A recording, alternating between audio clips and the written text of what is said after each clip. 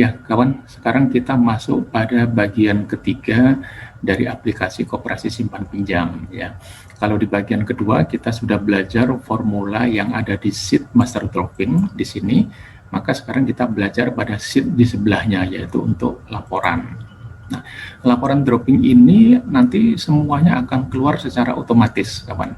Jadi apa yang kita input dari master dropping, ya, pada saat ada nasabah baru, maka dia otomatis akan muncul di sini pada baris paling bawah, gitu ya. Nah, sekarang bagaimana cara memunculkannya secara otomatis, ini akan kita pelajari pada bagian ketiga ini, ya. Jadi yang pertama, kita tetap butuh ini seperti di sheet master dropping, kawan, seperti di sini, ya. Nah, ada pilihan bulan, ya, ada kemudian tahun. Di sini juga, cuman formulanya sedikit berbeda di sini, ya. Nah, sekarang ini kolom C, ya. Ini saya bikin formulanya di sini. Ini kolom C. Nah, saya keliru nulis. Kemudian yang ini adalah kolom D, ya. Kemudian yang ini adalah kolom F, ya. Nah, gini sekarang. Nah, kini di laporan ini kita pinginnya kita bisa milih, gitu ya. Kalau kita pilih Februari, maka yang muncul hanya ini, dropping yang dilakukan pada bulan Februari. Kalau kita pilih Maret, maka yang muncul di laporan hanya yang diberikan pinjaman pada bulan Maret, gitu. Tapi kalau di sini tidak ada pilihan, maka kita muncul semua, sama dengan data yang ada di sini jadinya, gitu ya. Nah, berarti sekarang kita harus bikin pertama kali, coba saya tulis di sini ya, sama dengan if kurung buka, ya, kolom pilihan ada di kolom I baris 10, ya, I10. Jangan lupa kita tuh kunci dengan string, double string, ya. Kenapa? Karena formula di sini nanti kita tarik ke bawah supaya dia tetap tidak bergerak, dia tetap membaca di I10. Apabila I10-nya sama dengan kosong, kawan, maka titik koma ini bisa diwakili dengan koma tergantung setting komputer, ya. Kalau kosong, kita maunya mengambil dari master dropping, sheet master dropping, jadi kita klik aja sheet master droppingnya. Nah, kita mau ngambil ini, angka 12-nya ini, gitu ya. Nah, kemudian kita kembali ke sheet laporan dropping. Tapi kita beri dulu titik koma, ya. Kita klik sheet laporan dropping, muncul di sini tulisan laporan dropping, nama sheetnya, boleh kita buang, ya. Kenapa? Karena memang sekarang kita kerjanya di sheet laporan dropping, jadi boleh kita buang, ya. Apabila I10-nya kosong, maka kita ngambil dari master dropping D10. Tapi kalau I10-nya tidak kosong, maka kita ambil ini, angka bulannya. Angka bulan dari mana? Dari I10, gitu ya. Nah, kalau sudah, ini boleh kurung tutupnya boleh diabaikan, teman-teman bisa langsung klik enter, nanti akan muncul seperti ini, klik lagi aja, yes. Maka kurung tutupnya akan diisi otomatis oleh Excel-nya, ya. Nah, ini jadi hasilnya, formula di sini. Jadi, apabila I10-nya kosong, tidak ada pilihan, maka kita munculkan data pertama yang ada di sheet master dropping. Data pertamanya itu ada di kolom D, ya, baris 10, karena kita mau ngambil angka 12-nya ini, yang di sini, ya. Ini ada di kolom D baris 10, gitu ya. Nah, sehingga penulisannya cuma gini, teman-teman tidak usah nulis master, tinggal diklik tempatnya di mana, diklik otomatis formulanya akan menulis sendiri seperti ini. Nah, tapi kalau di sini ada pilihan, tidak ada kosong, maka kita mengambil angka bulan dari I10 ini. Ya, jadi kalau formulanya cuma satu if, maka setelah apa? Tujuan yang kita maksud, if 10 kosong maka kita ambil, ya. Jadi setelah kalau ini pernyataannya benar, ya, 10 kosong pernyataan benar, maka ini yang dilakukan, ya. Tapi kalau pernyataannya tidak sesuai dengan kotak yang kita tentukan, artinya I10 ada datanya, maka ini yang kita buat, yang dibaca oleh rumus ya, yang akan dibaca. Nah, jadi kalau if-nya cuma satu, maka memang harus ada apabila benar, maka bagaimana? Kalau salah, bagaimana? Gitu kawan. Ya. Jadi kalau teman-teman nulis sama dengan if, ini kan yang kita mau apabila pernyataannya benar, maka ini lakukan. Tapi kalau pernyataan salah, ini lakukan. Jadi harus ada pernyataan benar dan salahnya. Ya, untuk yang cuma satu if. Oke. Sekarang kita masuk ke kolom D. Kolom D juga sama, kawan. Di sini ini formulanya di atas ya. Kolom D itu kita mau ngambil ya sama dengan if kurung buka I10 sama dengan kosong, I10-nya kita kunci dulu dengan double string sama dengan kosong, maka kita mengambil yang angka tahun dari master dropping. Kita klik master dropping ya, kita klik angka 20 yang di baris pertama, angka tahunnya ini. Nah, gini ya. Kemudian titik koma. Kita kembali ke sheet laporan dropping. Ini boleh kita buang lagi. Ya, kalau kosong, maka kita boleh ambil, kita akan mengambil year pada I10 ya. Kemudian kita enter. Nah, gini kawan. Kalau di sini katakan ada pilihannya Januari, nah dia muncul ya. Jadi apabila I10-nya tidak kosong, ini kan pernyataannya I10 kosong. Maka kalau tidak kosong yang dibaca ini kawan. Nah, gitu ya. Sehingga muncul dia. Nah, sekarang kita kan hanya butuh 2 digit yang paling belakang, nggak butuh 4 digit untuk tahunnya ya. Makanya di sini kita berikan apa? Kita mau ngambil 2 digit dari kanan. Kita tulis right. Ini I10 kurung tutup ya. Setelah kurung tutup kita titik koma. Kita ambil 2 karakter ya. 2 karakter dari kanan. Kita enter aja. Nah, muncul 21 ya. Jadi ini formula di laporan dropping yang 21 ini formulanya seperti ini ya. Kalau ini man I10 ya. Sehingga di sini juga berubah kawan. Karena kita ngisi periodenya Januari 2001, maka di sini menjadi bulan Januari. Tapi kalau dia tidak ada, dia mulai bulan Desember yang diambil. Gitu ya. Nah, kemudian di kolom ini E, ini hanya menggabungkan kolom C dan kolom D. Jadi sama dengan C13 kita berikan gabungnya dengan lambang dan D13. Cuman begitu aja, simple gitu ya. Oke. Nah, ini kolom C dan B ini kapan saya tulis formulanya di sini. Kalau kolom E gabungannya enggak, karena hanya tinggal sama dengan C, kemudian diberikan lambang dan langsung D gitu ya. Nah, sekarang ini yang angka 1 ini. Angka 1 sama. Jadi apabila sedikit berbeda, bukan samanya, sedikit berbeda kawan. Jadi apabila C13 kosong ya, kita mau acuannya ke bulan kawan, karena angka 1 ini adalah kode unik untuk menentukan supaya kalau ada dropping pada bulan dan tahun yang sama, maka dia kode uniknya berbeda ini ya. Kalau kita nggak pakai ini, maka nanti di sini hanya 1220 dia bingung manggil yang mana ini nanti gitu ya. Jadi kita butuh data uniknya, kode unik. Jadi begini pembuatannya. Apabila, mungkin lebih enak bacanya dari yang bagian kedua ya, baris kedua ini kawan. Apabila C ya, kolom C ini, C14 baris ini ya, apabila C14-nya sama kosong ya, maka kosongkan. Jadi tidak ada data seperti di bawah ini. Nah, ini kosong ya, maka hasilnya kosong juga dia. Gitu ya. Apabila C14-nya kosong, maka kosongkan. Kemudian Ya, tadi seperti tadi if-nya bukan satu karena masih ada lagi. Jadi tidak perlu kita buat pernyataan benar salahnya di sini. Jadi apabila C14-nya kosong, kosongkan. Ya, kalau tidak kosong gimana lah, itu nggak perlu kita karena kita akan bikin aturan baru lagi ini kelanjutannya. Gitu ya.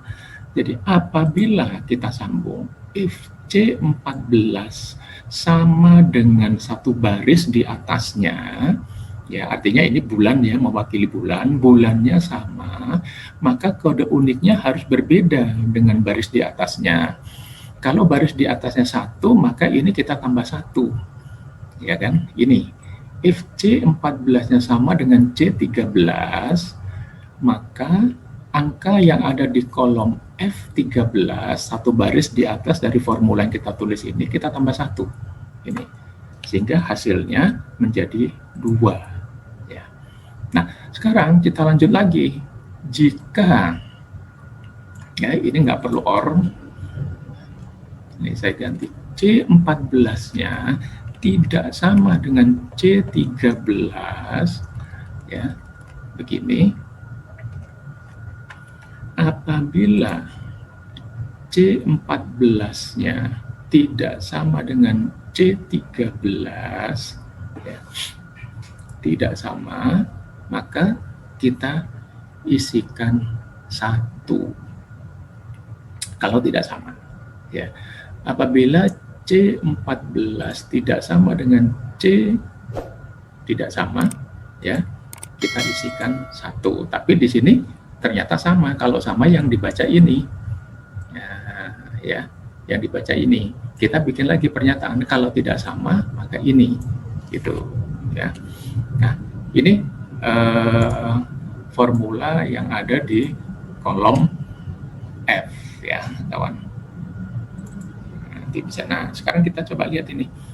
Ini bulan Januari, ya. Maka di sini apabila C18, ini bulannya Januari, tidak sama dengan C17, ini Desember ya, kita cari yang tidak sama ini, maka isikan 1.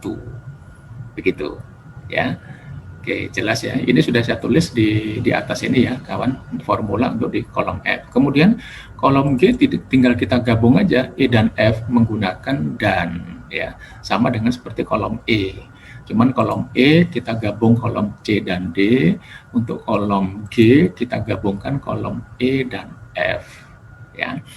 Nah, kemudian ini nomor urut, kawan. Nomor urut saya tidak akan bahas, teman-teman tolong pelajari dari channel saya yang gambarnya seperti ini, cara bikin nomor urut.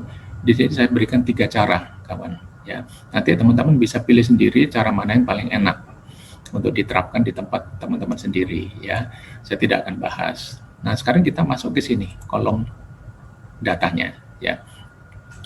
Kolom data ini kita menggunakan acuan data unik tadi yang sudah kita bikin di sini, kawan. Ya. Nah, kita mau ngambilnya dari mana? Kita ngambilnya dari sheet master. Semua yang ada di sini, kalau di master itu sudah ada, mau kita ambil, mau kita tampilkan, maka kita bisa menggunakan formula index match. Ya, index match, di sini kita bisa menggunakan formula index match. Nah, itu teman-teman bisa mempelajari juga di sini. Di channel saya yang gambarnya seperti ini, thumbnailnya seperti ini. Di sini saya berikan perbedaan antara penggunaan index match dan VLOOKUP, ya. Jadi nanti teman-teman tinggal pilih mau pakai yang mana. Nah, caranya gimana, kawan? Ini saya tunjukkan caranya, ya. Ini saya kosongkan dulu, ya. Sama dengan if kurung buka.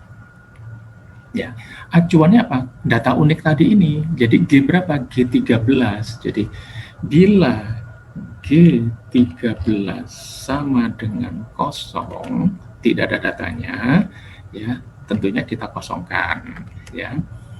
Tapi apabila G13 ini ada datanya, kita menggunakan indeks, kemudian kurung buka. Nah, teman-teman tolong perhatikan, setelah indeks kurung buka, ya, kita mau ngambil nama, kolom nama kan.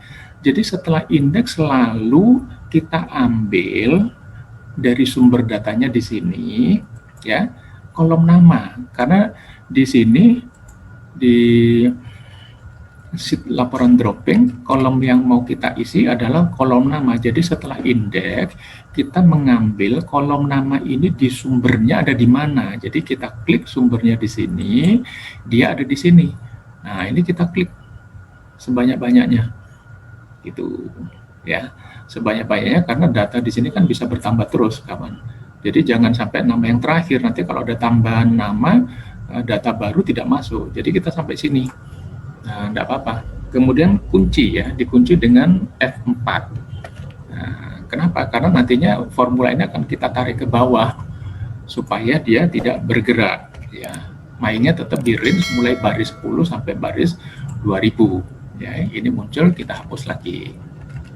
Nah, apabila G13 kosongkan, kalau tidak kita ngambil ini kolom nama. Kolom nama ada di sumbernya di sheet master dropping mulai dari baris 10 kolom I sampai baris yang sebanyak-banyaknya.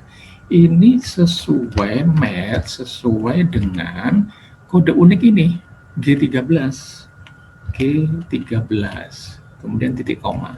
Nah, apabila tadi nama yang mau kita isi ya itu harus sesuai dengan ini kode uniknya. Nah, sementara kode unik ini di sumbernya ada di kolom mana, kan gitu ya. Kode unik ini di sumbernya, kita klik sumbernya master dropping, kemudian ada di kolom apa dia? Ada di kolom ini G. Nah, kita gini kan, kita cukup aja pendek aja. Kemudian kita kunci ya F4, kan kita sudah tahu baris terakhirnya 2045, kita rubah 2045 ya. Kemudian titik koma 0. Ini boleh langsung enter, kawan. Enter lagi. Muncul dia namanya. Muhammad Sobri ya. Jadi seperti ini. Gitu ya, kawan. Kemudian nanti ini bisa teman-teman kopikan ke bawah.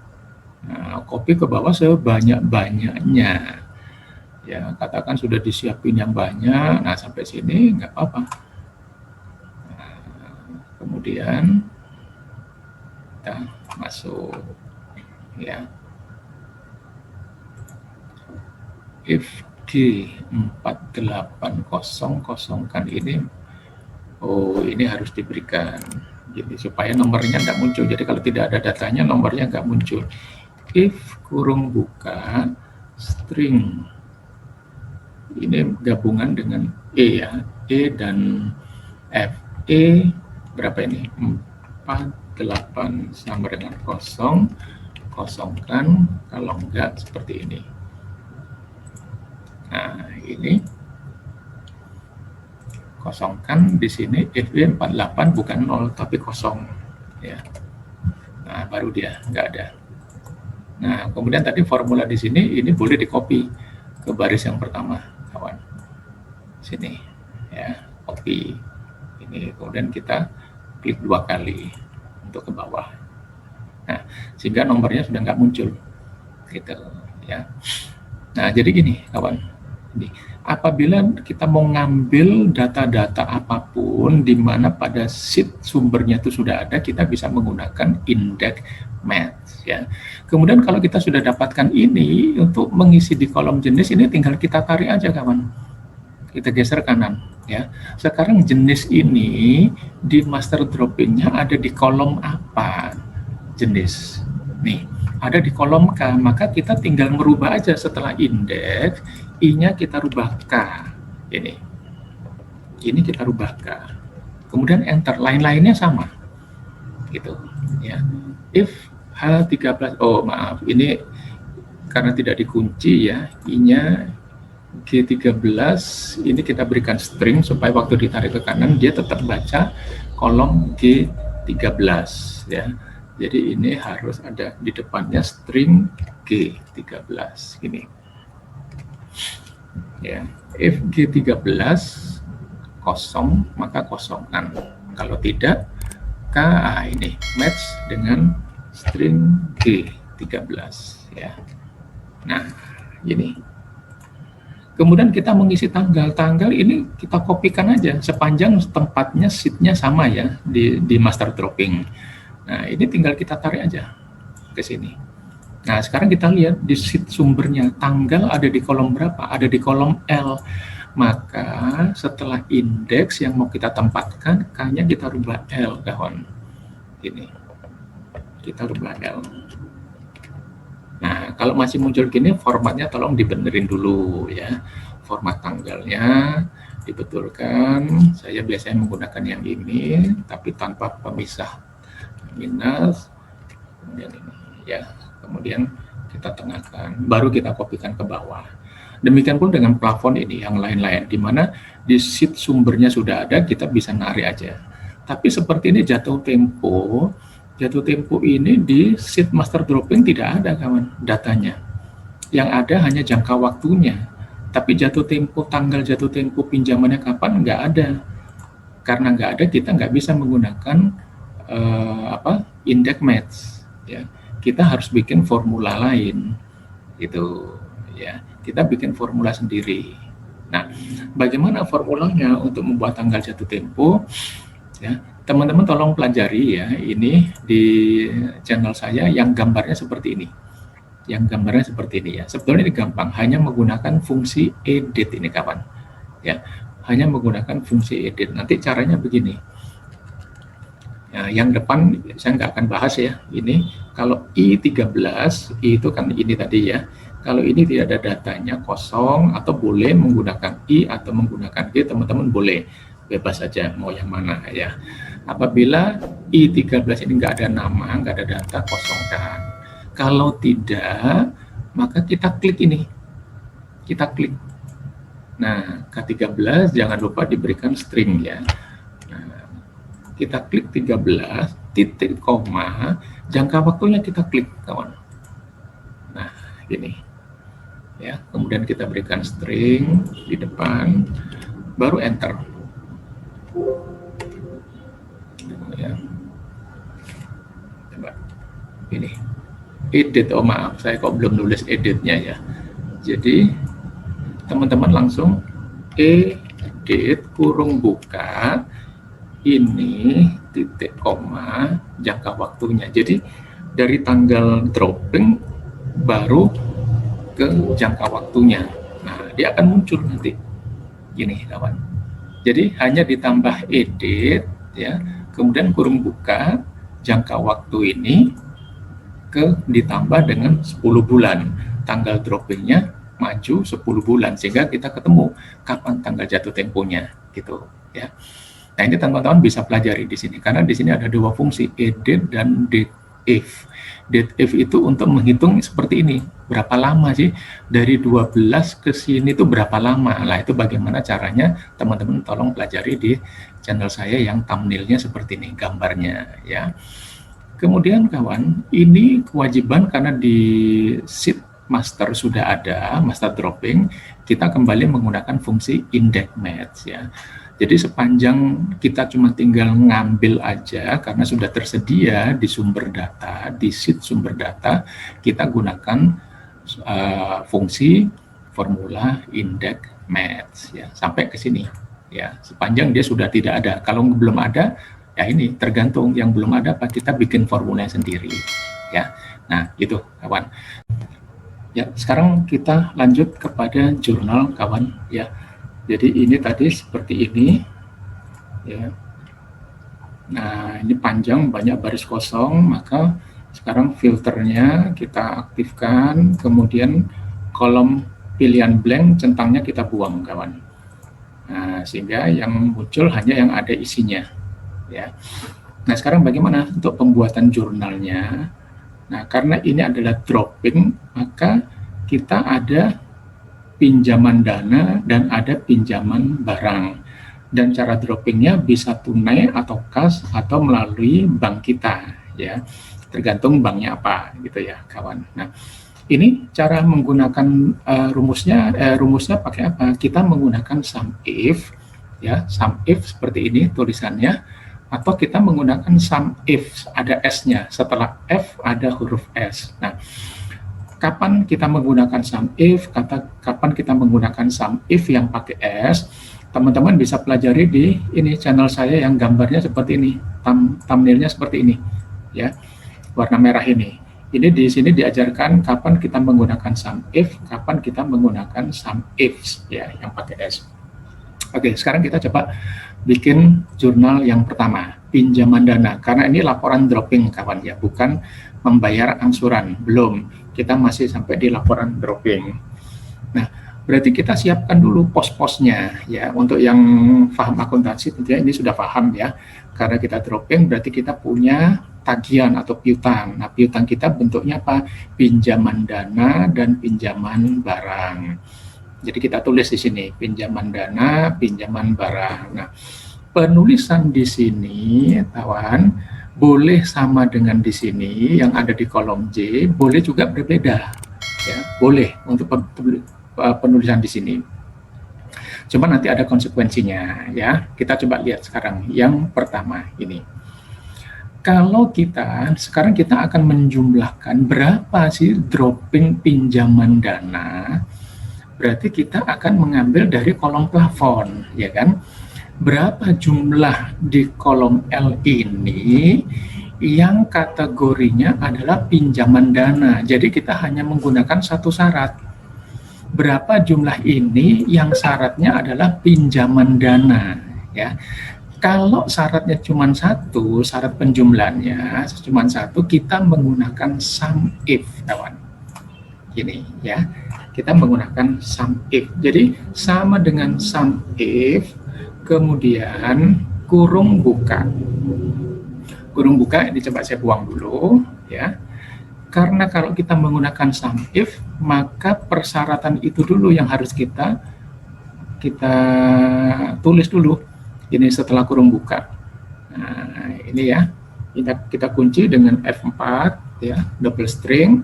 Baris terakhirnya berarti dia ada di 605. Ya. Jumlahkan pada kolom J. Kolom J-nya apa? Nah, kalau tuh penulisan di sini sama dengan yang ada di kolom J, kita bisa mengarah kepada ini. Ini di baris berapa? 609. Berarti J609. Gitu, kawan. Tapi kalau penulisan di sini, nama akunnya berbeda dengan yang tulis di sini, teman-teman nanti nulisnya begini. Nah, diberikan ke tanda kutip pinjaman, ya, titik dana, ada spasi dana. Nah, ini penulisan di sini harus sama dengan ini yang ada di kolom J, jangan berbeda, ya, karena kita mau mencari pada kolom J ini apa yang diminta, pinjaman dana. Lah, pinjaman dana penulisannya bagaimana? Nah, gini, ini kita gunakan di sini dannya boleh huruf kecil, nggak masalah, ya. Kapan kita menggunakan ini? Apabila nama akun yang kita tulis di sini berbeda penulisannya dengan di sini, gitu, ya. Tapi kalau sama, ini bisa kita rubah. Pinjaman dana redaksi ini kita rubah aja dengan kolom J ada di baris 609, ya, baris 609 ini. Nah, kemudian baru kita jumlah. Yang mau kita jumlah mana ini? Kolom L, plafon. Nah, baru penulisannya begitu, kawan. Kita kunci dengan string, double string, ya, F4, baris terakhirnya adalah 605. Langsung enter. Nah, begini, kawan, jadinya. Ya. Tapi kalau teman-teman ini mau diberikan nama, jadi ini harus kita blok sampai baris 605.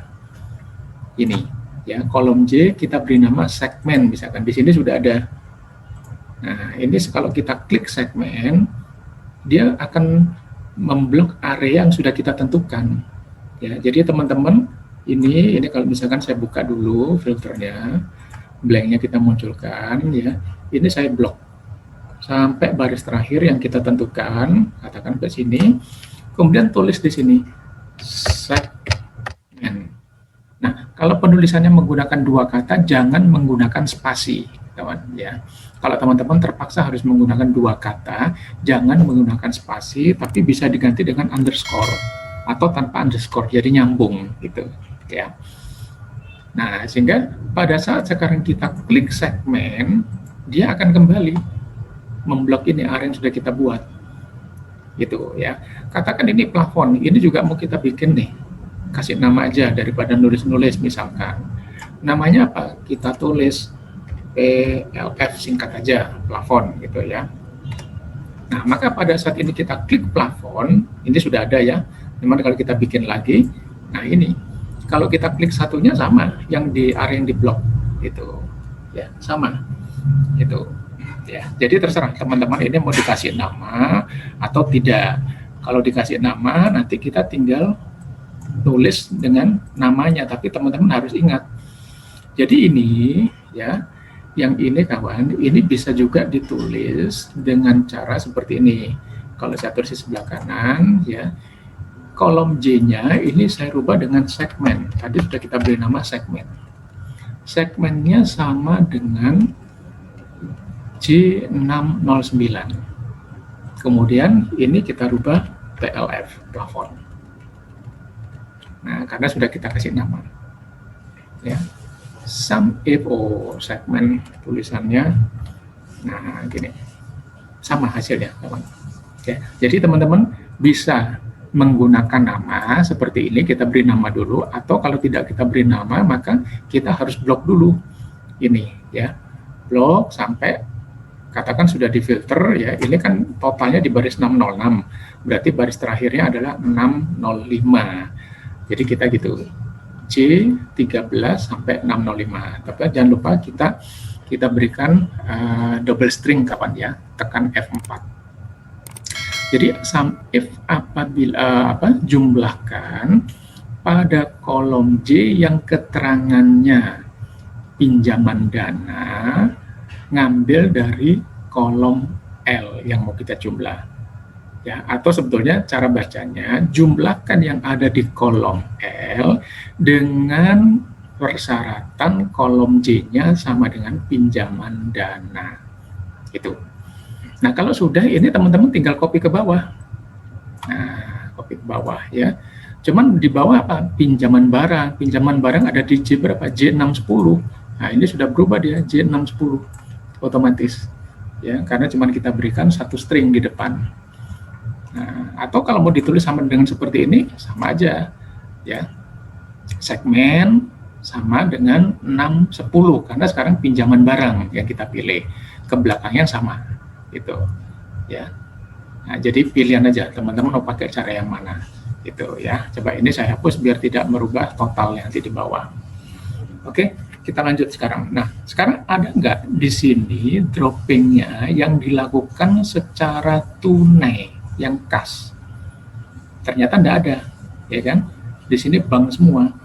Berarti kita di sini kita bikin formula kurang lebih sama. Jumlahkan ya dari kolom L yang sama dengan kas, kalau memang ada yang tunai, kas itu apa? Kita tulis di sini kas, karena di sini penulisan kasnya masuk 3 spasi, bukan di sini ya, tapi masuk 3 spasi, 1, 2, 3. Jadi kita nggak bisa menggunakan J611, nggak bisa ya. Kita tulis aja, karena nanti penulisan kas di sini pasti tanpa spasi ya, beda dengan penulisan di sini. Nah, jumlahkan pada kolom L apabila pada kolom M ini keterangannya adalah kas. Karena kas di sini tidak ada, maka hasilnya nihil, 0. Ya.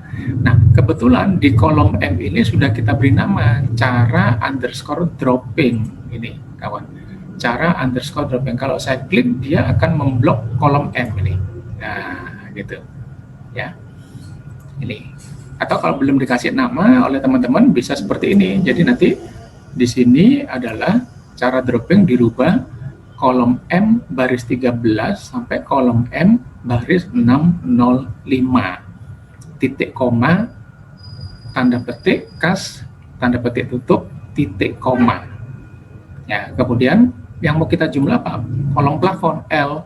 Kita tambahkan lagi string L string 13 titik koma titik 2 string L string 605. Kalau memang belum diberi nama, kita tidak memberi nama seperti ini ya. Nah, jadi kita main kolomnya aja, itu kawan. Ya, jadi ada pilihan aja, gini ya. Bisa seperti ini, atau kalau saya tulis di kanan, ya. Cara dropping itu ada di kolom mana? Kolom M, berarti ini string M string 13.2 string M string 605. Ini harus sama dengan kas, ya, kalau ada yang kas.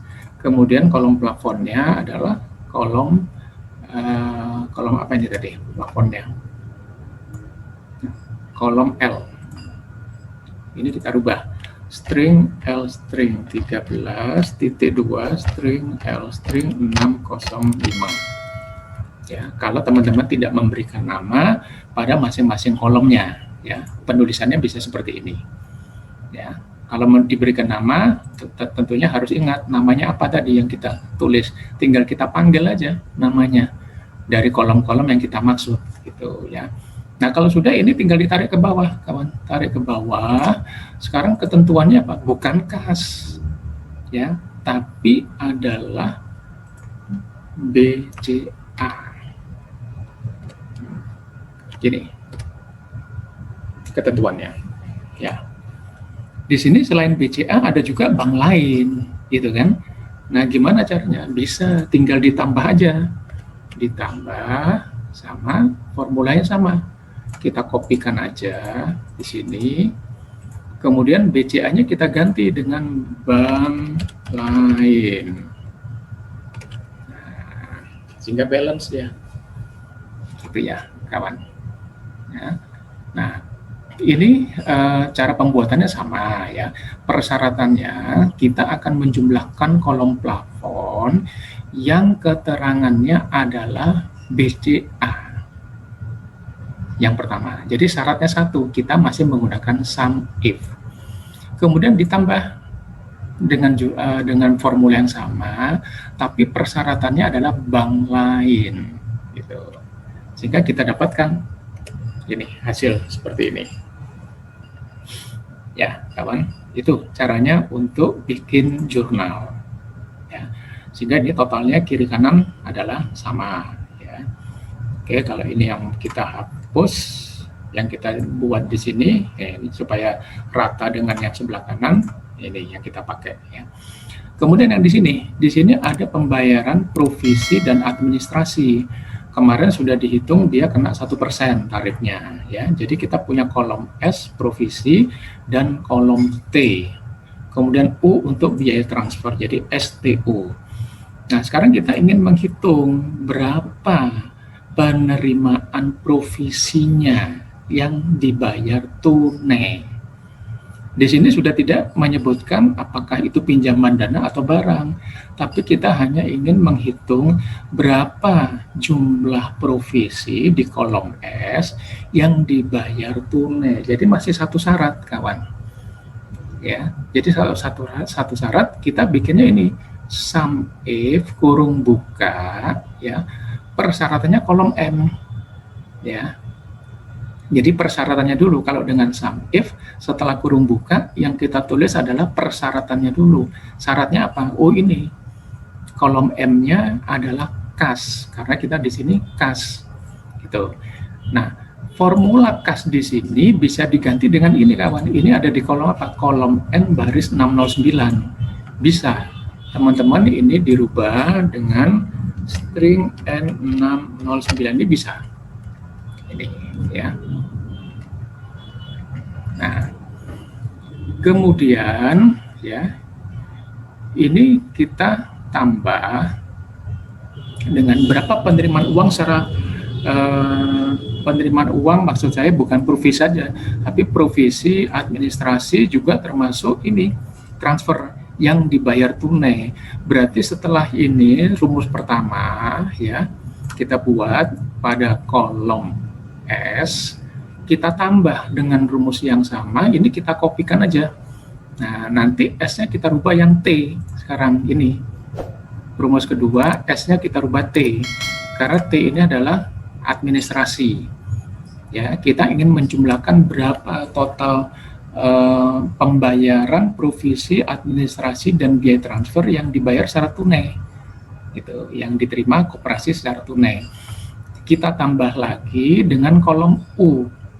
Ya, jadi ini kita kopikan, tanda tambah, paste di sini, kemudian T-nya kita rubah U, gitu ya. Jadi S mewakili provisi, T mewakili administrasi, U mewakili pendapatan transfernya. Nah, jadi di kita ada 3 penjumlahan, 1 untuk kolom S, ditambah yang kolom T, ditambah juga yang kolom U. Sekali lagi di sini kalau mau kasnya, ini mau kita rubah dengan string N609, bisa kawan. Ya. Nah, ini juga mau dirubah, nggak apa-apa. String N609. Nah, ini. Kalau sudah ke bawah, kita tinggal tarik aja. Nah, kita tarik. Tapi kita rubah sekarang, ya kan? Bukan 609, tapi adalah 610 ini, ya. BCA 610. Nah, N610 ditambah lagi ini N kolom untuk kolom T-nya, kemudian sampai dengan kolom U, gitu ya. Tapi ini kan belum selesai, kawan, gitu ya. Ini belum selesai. Karena apa? Yang mau kita jumlahkan adalah ini, kolom STU dan ini nanti dikurangi Q-nya, ya. Jadi ini caranya, kawan, sama dengan di sini, tarik aja, kita kopikan. Ya, kita kopikan sekarang yang dibayar non tunai. Dibayar non tunai berarti apa? Bukan kas. Ya, bukan kas. Berarti di sini kita coba dulu, ya. Gini bukan kas. Dia mau nggak? Gitu, ya. Karena di sini ada pilihannya, ada bank, ada BCA lain, bank lain, gitu ya. Bukan kas. Nah, ini mudah-mudahan mau, kawan, ya. Non kas. Nah, mau dia. Ya. Jadi setelah pilihannya kas, maka sekarang pilihan keduanya adalah yang non kas. Non kasnya kita tidak punya di sini, pilihan tulisan non kas itu tidak ada. Jadi kita pakai formula tanda apostrof, ya, bukan, gabungan dari lebih kecil dan lambang lebih besar. Kas kemudian tanda apostrof, gitu. Kemudian STU sama, ya. Jadi kita punya ini menjumlahkan kolom provisi, kolom S yang dibayar non kas, artinya selain kas berarti bisa BCA, bisa bank lain, ya. Kemudian ini mewakili administrasi, kolom T-nya yang juga dibayar non kas. Kemudian ini mewakili kolom biaya transfernya, pendapatan transfer yang kita potong, ya. Nah, kolom U-nya gitu. Ini. Gitu, ya. Kemudian di sini kita, setelah ini total uang yang kita terima 4.200.000, ya. Total uangnya yang kita terima berarti kan ini toh sama dengan ini totalan, ya, 4.200.000 sama kolom STU. Cuman di sini dibagi STU tunai dan STU yang non tunai. Tapi totalnya nanti adalah ini 4.200.000, ya. Jadi formula ini sudah benar. Sekarang kita rinci, kawan. Dari total 4.200.000 itu yang provisinya saja untuk pinjaman dana berapa? Yang provisinya saja untuk pinjaman barang berapa? Demikian pula dengan adminnya. Nah, ini mau kita rinci, kawan. Bagaimana formulanya? Tetap persyaratannya kan cuma satu. Kita mau menjumlahkan pada kolom S tadi mewakili provisi, ya. Yang ketentuannya adalah pinjaman dana. Nah, jadi cuma satu syarat. Makanya di sini kita menggunakan sum if. Sum if, kemudian persyaratannya dulu yang kita tulis, kolom J 13 sampai J 16. 05. Persyaratannya apa? Pinjaman dana, karena di sini ditulis provisi dana, ya. Nah, yang bisa identik dengan provisi dana ini apa? Pinjaman dana, karena dananya yang mau kita tuju, ya. Di sini dana adalah pinjaman dana. Pinjaman dana yang sama dengan di sini ada di mana? Ada di sini J609. Jadi kita bisa ambil setelah sum if kurung buka, kita blok kolom J-nya sampai baris terakhir, kemudian titik koma sama dengan J609. Boleh. Ya, atau teman-teman tulis titik koma tanda petik PINJM titik spasi dana, kemudian tanda petik tutup. Boleh ditulis seperti itu, ya. Kalau ini memang sudah ada yang sama, kita ambil aja dari sini. Ini ada di kolom apa? Tulisan ini, kolom J baris 609. Makanya di sini kita samakan apabila J kolom J-nya ini sama dengan ini pinjaman dana. Baru kita jumlahkan kolom apa? Kolom S-nya. Gitu, ya, provisinya. Ini. Kolom S, provisi. Gitu. Ya, jadi jumlahkan, kalau dibaca formulanya kebalik jadi bacanya, jumlahkan pada kolom S dengan syarat kolom J-nya adalah pinjaman dana. Itu cara bacanya. Ya, hasilnya ini kawan. Nah, tapi kalau teman-teman tadi sudah memberikan nama di kolom J, ini diberikan nama segmen, maka setelah sum if kurung buka, penulisan J ini sampai baris terakhir bisa dirubah dengan segmen karena kita sudah memberikan nama tadi, ya. Kemudian titik koma sama dengan J609. Nah, kemudian kolom S kalau sudah diberikan nama, katakan di sini sudah diberi nama ini Prof ROV. Nah, kolom S ini, ya. Provisi artinya, ya. Berarti di sini kita bisa tulis sum if kurung buka segmen sama dengan J609 kemudian titik koma prof. Bisa. Tapi kalau belum diberi nama, teman-teman bisa menggunakan ini formula di atas ini. Kalau belum ada nama, yang penting kita benar dalam mengambil kolomnya gitu, ya. Nah, sekarang kita ingin provisi yang barang, berarti berbeda ya. Tadi dana, sekarang barang, berarti harus sama dengan J610. Ini kita tarik aja ke bawah. Nah, sehingga dia dari J609 otomatis berubah menjadi J610.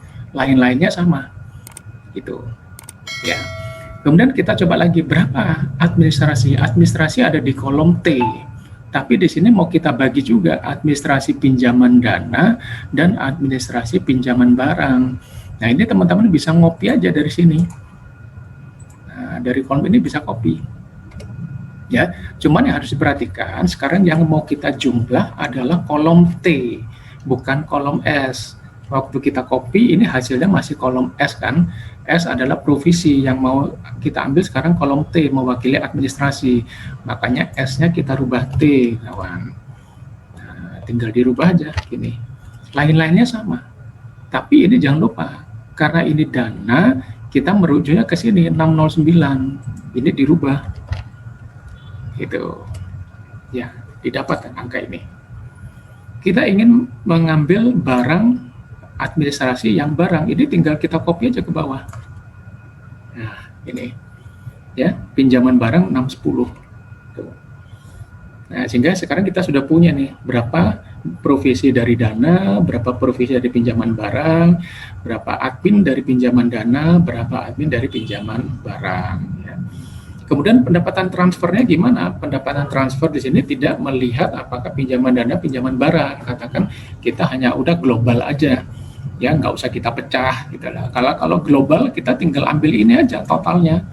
Jadi ini sama dengan kita tulis ini sama dengan kita klik aja totalnya di sini. Nah, akhirnya balance hasilnya. Itu. Ya. Jadi ini cara pembuatan jurnalnya. Tapi kalau teman-teman kesulitan karena ini memang harus ada background akuntansi ya, supaya bisa menentukan mana yang di sisi kiri, mana yang di sisi kanan.